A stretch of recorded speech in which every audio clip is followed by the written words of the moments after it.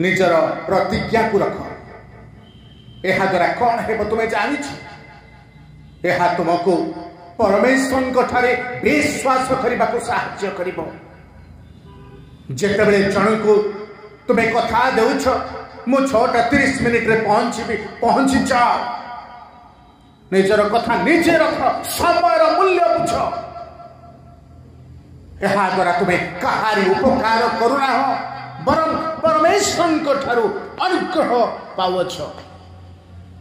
कारण परमेश्वर प्रतिज्ञा रखती, प्रतिज्ञा रखिबार परमेश्वर से अटंती।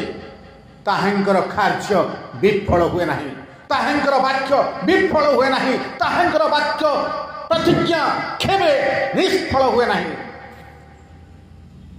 जदि तुम्हें तुमर प्रतिज्ञा न रख तेबे परमेश्वर तुम्भ प्रति करिथिबा प्रतिज्ञा रखिबे किपरि?